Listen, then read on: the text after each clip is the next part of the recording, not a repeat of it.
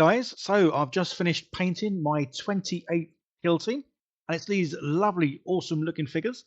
This video isn't about these, but you'll see these in an upcoming video. And obviously, these are very similar to the old Fifth Element, creatures, which I absolutely love. So yeah, this video is about this, getting some terrain pieces made and painted in a nice, fast, quick fashion. Obviously, I've got a new kill team, so that can only mean one thing. Yeah, I want a new kill team board. I've already made about 4 of these in the past, but absolutely love making these. And obviously, I'm going to make these ones from 3mm MDF terrain. But I wanted to get some sort of feel for how I was going to paint them. And again, I'm not the kind of guy who wants to spend hours and hours painting something. Obviously, because I'm not entering any competitions. I want something that is fast, quick, enjoyable, but obviously gives good results. So that's why I've done this one piece first, just to sort of see, well, if I like it or not, which I do. Because obviously I do love rusty looking things. So this little item here, I found on Thingiverse, somewhere that I go quite a lot, and you guys would have known or seen me sort of show this in quite a few videos. Thingiverse is free, and yeah, I love free stuff. So all you've got to do is go over there, type in 3mm MDF, and a whole array of items turn up.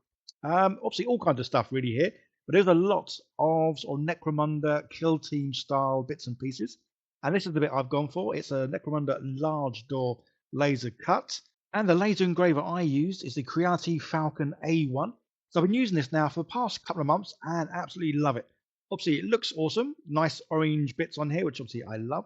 But this one's great because you can access it through the top, but also through the front, which is great. So it's fully encased, which is awesome because it means all the smoke from cutting the wood stays inside.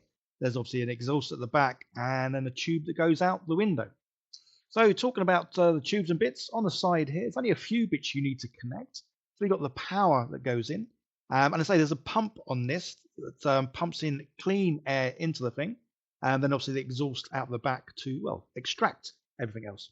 So I have mine connected to my computer via this Type-C thing. Obviously you can just use little memory cards as well, but yeah, I like to have mine connected. And the other great thing with this is obviously it's come to a little key, a little security lock here. So you can obviously take the key out, take it away, and then this machine can't be turned on. So your kids or whoever can't mess about with this. And yeah, just flick a button. So when this thing turned up, it was fully assembled, which is great. So literally out of the box, this thing's working within minutes, which is just awesome. So it looks great and it works really well. So it does come with a long tube, but because I keep moving my desk around, I'm now in a position where I'm nowhere near a window. Yeah, it's about 10-15 feet away. So I bought a longer hose.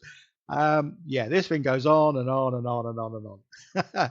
But it's nice and big, and I say it'll just pop out the window there, and yeah, take all the fumes out, which is pretty cool. So it means I can use it sitting in my my living room.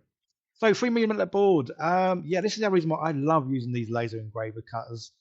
Board is so cheap. I buy this in relatively large packs.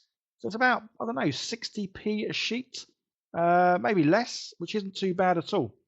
So this stuff comes with a free sort of software to use, Canvas software by Falcon, which is great because I say this is really easy to use. It's free, it's cheap, and it works very well. It's very simple, a bit like myself. So yeah, easy to use for anyone. So obviously just a variety of colors there you can see. One of them is going to be cut and one's going to be sort of etched into. This thing does have a camera. I've not set it up yet, even though I've been using this for a couple of months.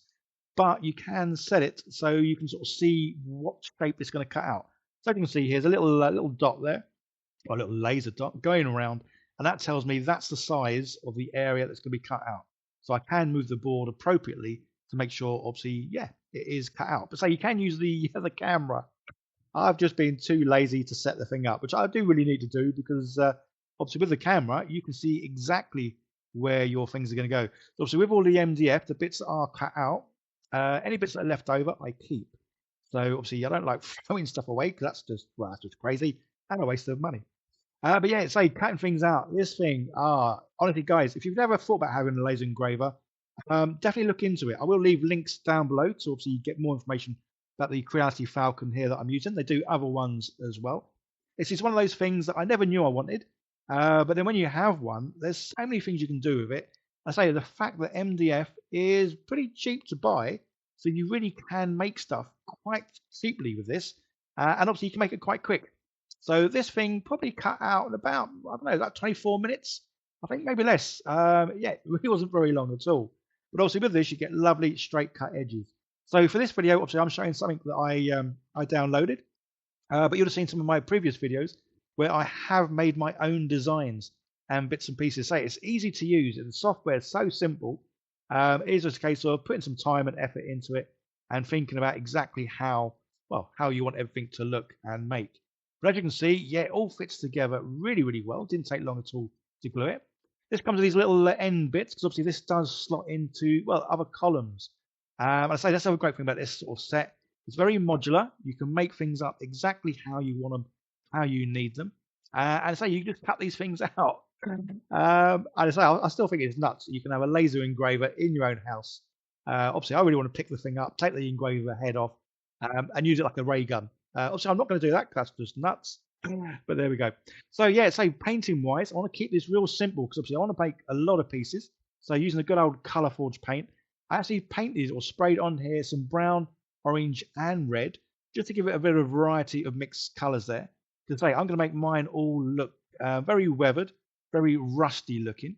So one thing I did forget to do before priming it, and that's just to put these little bits of sort of sandstone down the bottom, just to make it look like it's sort of gathered a lot of dust, a lot of grime and dirt. Just to, again, give it that sort of aged, weathered look, like it's been here quite a while. So I say that is my sort of preferred look. And I say, because I'm going to be cutting out loads of bits, I wanted a painting sort of style that is going to be very quick and easy to do on all the bits, but obviously I want them all to look the same. I don't really want to spend sort of like an hour on each piece because that just demoralizes you and makes you think, oh, I'm never going to get this done. I'm not going to start. So doing something that does take literally, I don't know, 10 minutes, 10, 15 minutes for each piece, maybe less. It really didn't take too long at all. So you can see, yeah, I'm doing a bit of, well, it's kind of like wet and dry brushing. This is obviously a quick, easy way of getting stuff on, but making it so it doesn't look neat. So obviously this is going to be rusty looking. So I don't want areas to look, well, to look too neat. So yeah, I'm loading the brush up, brushing some of the stuff off. So say it is getting a combination of kind of like semi-wet to dry brushing. And this just gives it a really uneven sort of pattern look to it. So now I'm going to go a bit of orange. Again, just to give it that more rusty looking, but this time I'm mixing the orange with the browns just to get, well, a good variety of colours. And I mean, this is what makes painting is, again, you don't have to be neat with this. It is just a case of having fun, getting it on there. And as Bob Ross says, we don't make mistakes, we have happy accidents. The other thing you say is when you get over that fear of making a mistake, then it becomes fun. That's very true.